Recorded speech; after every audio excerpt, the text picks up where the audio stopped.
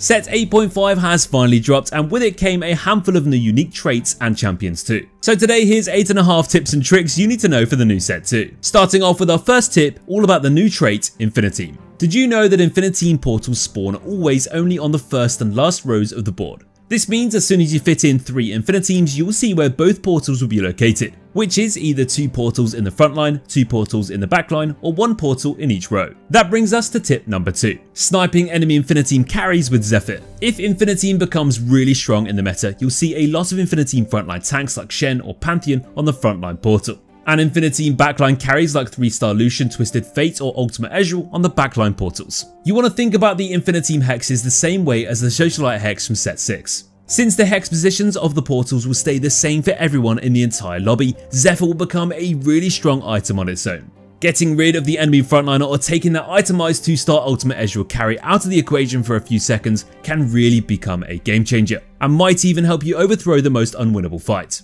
Speaking of Ezreal, our third tip is about his unique parallel origin and the synergy with InfiniTeam. All of the traits of the copied InfiniTeam unit on the board will still work, meaning your Ezreal clones will actually duplicate with the parallel trait, making him an exceptionally strong unit to place on the portal. But keep in mind, the only units that can be duplicated have to be of InfiniTeam origin, or at least a unit with an InfiniTeam emblem. Which brings us to tip number 4, the best non-InfiniTeam units that you want to place that new emblem on. Your 2 go-to options will probably always be Fiddlesticks or Garen. Since there are only 2 InfiniTeam frontliners with Shen and Pantheon, you don't have enough units to stall the fight when investing in this trait.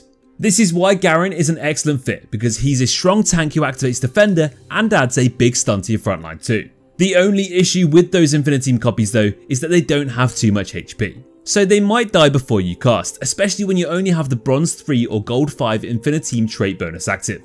The only exception here, however, is the 5-cost Corrupted Threat Fiddlesticks. He should definitely be your primary option to throw an InfiniTeam emblem on, mainly because he's one of the best utility units in the game, but also the only unit that becomes untargetable once he drops to 60% health. Therefore, his InfiniTeam copy will always ult and fear the enemy team even faster than the original unit because of that massive health difference. Moving on to our last InfiniTeam tip in this video, which is Twisted Fate's unique itemization. With only 30 mana, he has the lowest mana pool in the game, but you actually never want to build a blue buff on it. Now this may sound a bit unusual, because usually the less mana a unit has, the more likely it wants a blue buff, but TF is a bit different. His ultimate scales off his auto attacks, meaning he'll become weaker if you let him constantly ult, and therefore you will deny his auto attacks. So the rule of thumb for Twisted Fate is the more auto attacks he does, the more damage his ultimate will deal. So always prioritize attack speed items like Winsu's Rageblade or Static Shiv on him as soon as you can. Tip number 6 is a big one. There was a recent rework to the hero augment system, and it's now way easier to manipulate your hero augment offerings than it ever was before.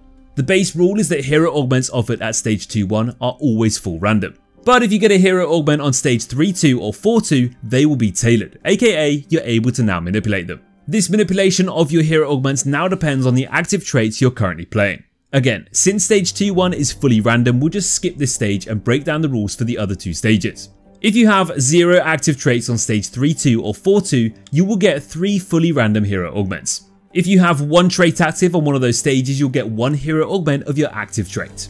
2 active traits will give you 2 hero augment choices from that trait, or 3 or more active traits on your board will always give you hero augments for the traits that you're playing. That sounds a bit confusing, so as an example, let's say you only have Anima Squad and Defender active at stage 3-2. Your hero augment offering will then be 2 hero augments of those traits and then 1 random one. One more thing to note though is that threat augments are always active, even if you don't play threat units. If you always want to know which hero augments are worth manipulating your board for, you need to use our new augments feature. It shows you live updated stats of each augment you're seeing and even tells you which one is the best choice to go for. So let those stats help you make the right decision and bring them with you into your next game. Just click the link in the description. Moving away from alternate timelines and hero augments, let's cover some positioning and more item tips from the new champions of set 8.5. If we now take a look at the new 3-cost threat unit Morgana, you might think her stun wants you to place her somewhere in the front line with tanky items. But in actual fact, you're going to want her next to your backline carry, because her ult not only stuns but also shreds enemy resistances that she hits. This means it's going to make your carry deal more damage in general and help kill off enemy units way faster as they'll both focus on the same enemy unit.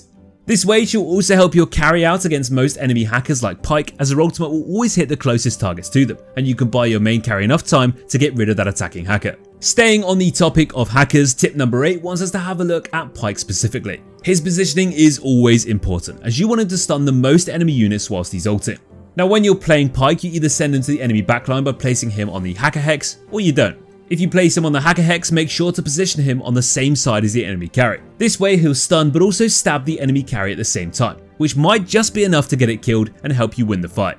If he's not placed on the hacker hex, place him on the opposite side of the enemy carry instead.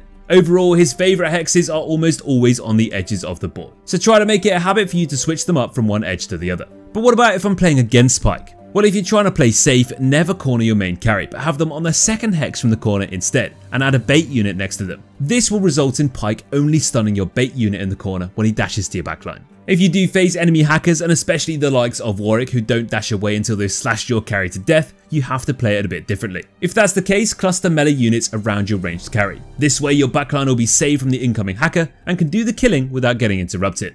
Our last tip for the new set is less about new units but more about those old ones with a completely new purpose. If you have a look at the forecaster Janna from set 8, you'll notice that the damage numbers of her ultimate changed significantly. She went from dealing only 50 damage with her twister at 1 star to 450 damage with 1 ultimate cast, and therefore turning her into a new late game AP carry. So next time when you do field Janna, don't just treat her as a utility unit, and don't be afraid to give her strong damage items like Ravenous Deathcap, Archangel Staff or Morello's.